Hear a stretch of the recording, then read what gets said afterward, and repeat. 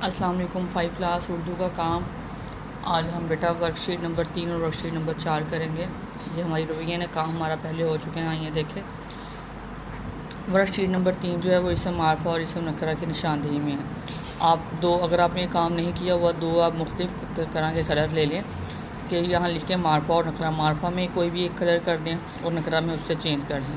پھر آگے جو پیراگراف آئے گا، جو آپ نے یہاں بیٹا کلر کیے ہوں گے، معرفہ اور نکرہ کی نشاندہی کی ہوگی، آپ نے وہی کلر پھر جو معرفہ کا ہے وہ معرفہ میں کرنا ہوگا، جو نکرہ ہے وہ نکرہ میں۔ دیکھیں، عرفہ کریم پاکستان کی وہ قابل فخر بیٹی ہے۔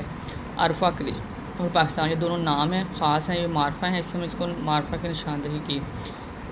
بیٹی یہ نکرہ ہے، جس نے اپنی ذہانت سے پوری دنیا میں اپنے وطن کا نام روشن کیا۔ صرف 9 برس کی عمر میں دنیا کے سب سے کم عمر مائکروسافٹ انجینئر بننے کا اعزاز حاصل کیا۔ دنیا اور وطن نکرہ ہیں، ٹھیک ہے۔ 9 برس کا ہونا معرفہ ہے، اور مائکروسافٹ ویئر انجینئر یہ معرفہ ہے۔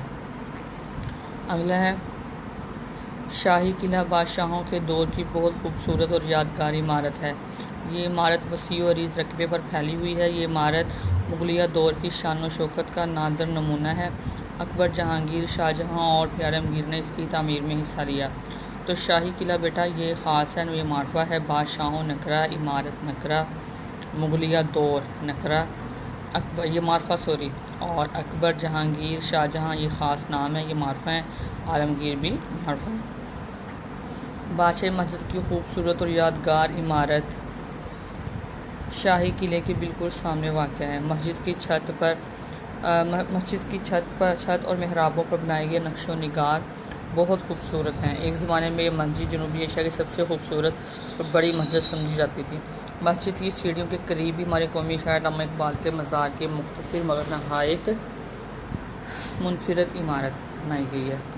اس پیراگراف میں بادشاہ مسجد جو ہے یہ معرفہ ہے، عمارت نکرہ، شاہی قلعے معرفہ، مسجد نکرہ، جنوبی ایشیا معرفہ، مسجد نکرہ، علامہ اقبال معرفہ ہیں۔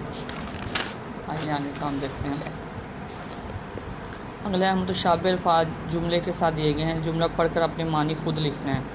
متشابہ الفاظ بیٹا وہ ہوتا ہے جن کے معنی ملتے جلتے ہوں، یعنی ایک لفظ کے 2 معنی ہوں، ملتے جلتے میننگ ہوں۔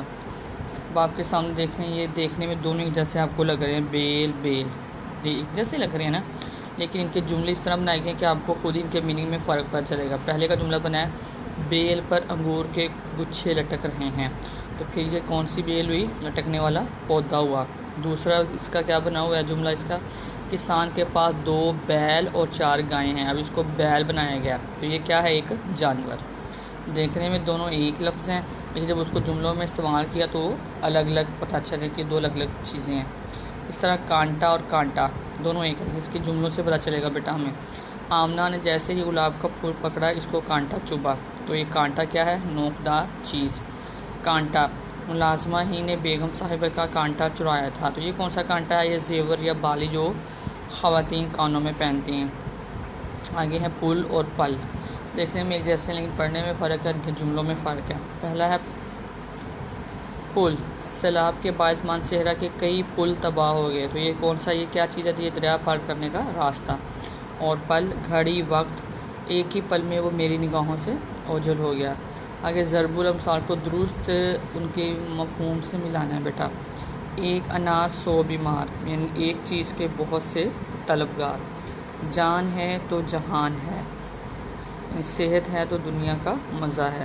اپنی اپنی ڈفلی، اپنا اپنا راگ، یعنی ہر شخص اپنا فائدہ چاہتا ہے، ہر شخص اپنی ہی رائے تجویز دیتا ہے۔ آگ لگائے تماشا دیکھے، آگ لگائے تماشا دیکھے، اس کا ہے ایسے عیار مکار فریبش کو کہتے ہیں جو فساد برپا کر کے خود تماشا دیکھے۔ نیا 9 دن، پرانا 100 دن، نئی نسبت پرانا قابل اعتبار ہوتا ہے۔ اب تو پتھر تلے ہاتھ دب گیا ہے، یعنی انسان جب مشکل میں پھنس جائے تو اسے مصیبت بھگتنی ہی پڑتی ہے۔ آگ اور بیری کو کم نہ سمجھیے، یعنی تھوڑی آگ اور کمزور دشمن کو بھی حقیر نہ سمجھنا چاہیے۔ تیل دیکھو، تیل کی دھار دیکھو، یعنی ابھی انتظار کرو اور دیکھو کیا ہوتا ہے۔ آگے ہماری ورک شیٹ 4 دیکھیں بیٹا، اس میں کچھ تصویر دی گئی ہیں، وہ کہتے ہیں دی گئی تصویر کو غور سے دیکھیں، بتائیں کون سا عمل نقصان دہ ہے، یہ بھی بتائیں کہ کس طرح کے نقصان کی وجہ بن سکتے ہیں۔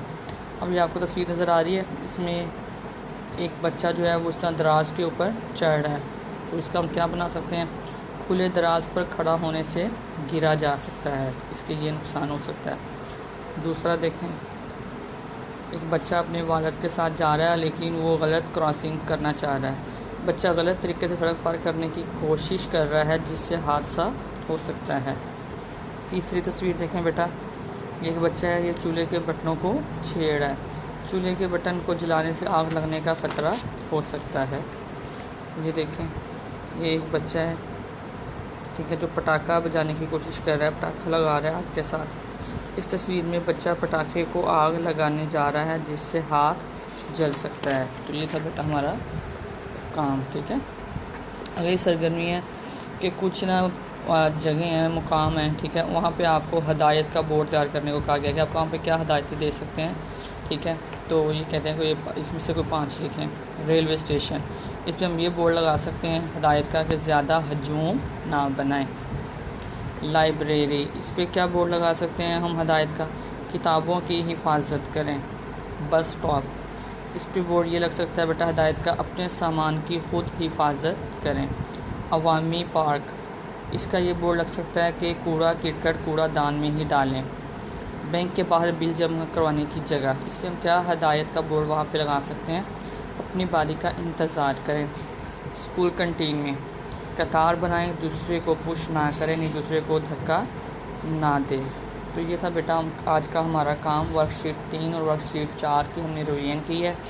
یہ کام جبکہ پہلے ہو چکا ہے، اگر آپ میں سے کسی کا یہ کام کمپلیٹ نہیں ہے تو پہلے آپ لوگ اپنا کام کمپلیٹ کریں گے، دین آپ اسے اچھے سے یاد کیجیے گا۔ Thank you.